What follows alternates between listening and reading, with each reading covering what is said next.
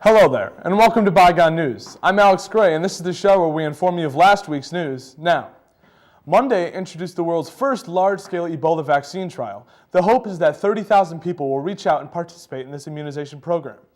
The vaccine, co-developed by the National Institutes of Health in the United States, uses a type of chimpanzee cold virus to deliver safe genetic material from the Zaire strain of Ebola, the strain responsible for the unprecedented West African epidemic. Ebola had killed 8,810 people out of 22,092 cases as of late January, with most of them being in Liberia, Sierra Leone, and Guinea.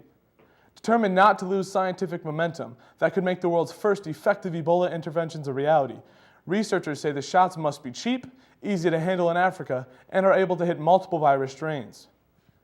Tuesday held President Barack Obama's wish list for next year's U.S. budget, which was thrown into stark contrast with his diminishing leverage in Congress on Monday, acknowledging he still hasn't persuaded lawmakers to fully fund the government this year. The president announced details of his ambitious 2016 spending plan, which redistributes money from taxes on the rich and big businesses to middle-income families and infrastructure spending. Also, Republicans have only agreed to a short-term spending deal for Homeland Security, in protest over Obama's executive action on immigration, and the department is due to run out of funding within a matter of weeks. The president used his setting to launch a blistering attack on Republicans, accusing them of putting national security at stake with their tactic. Echoing his recent State of the Union address, Obama also argued that the U.S. was at a crossroads now than it had largely recovered from the financial crisis. He said, "After a breakthrough year for America, at a time when our economy is growing and our businesses are creating jobs at the fastest pace since the 1990s, and wages are starting to rise again, we've got some fundamental choices to make about the kind of country we want to be." Obama is also expected to offer an array of spending programs and tax increases in his budget to bring middle-class economies into the 21st century.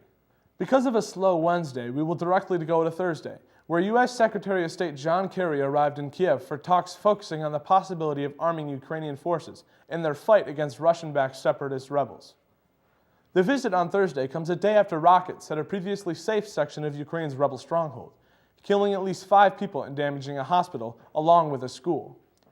Kerry will try to explore ways to end the conflict that has claimed more than 5,100 lives in the past 9 months. He will also unveil $16 million from U.S. humanitarian aid to help those in the war-torn East. Earlier in the week, the Ukrainian president said that he was confident that the U.S. would agree to give weapons to the Ukrainian army in its fight against the rebels, which has left more than 5,300 people dead since April. President Barack Obama has opposed to providing lethal assistance, but the surge in fighting has reportedly spurred the White House to review this policy. Friday was marked with President Barack Obama asking Congress for new authority to use military force against Islamic State militants. But the top Republican in Congress warned it won't be easy to pass the measure, and that it will be up to Obama to rally support from lawmakers and the public. His actions are going to be an important part of trying for us to get the votes to actually pass an authorization, House Speaker John Boehner of Ohio said. White House spokesman Josh Earnest responded that the administration is dedicated to getting a new authorization with support from Republicans and Democrats, even though Obama has argued new authorization isn't legally necessary and has been ordering airstrikes on militant strongholds in Iraq and Syria for months. Earnest declined to discuss specific provisions being discussed, such as how long the authorization will last, what geographical areas it will cover, and whether it will allow for the possibility of ground troops.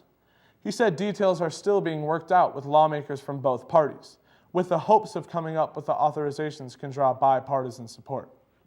Well, that's all we have for now. Thank you for watching ByGone News on M6, your hometown station.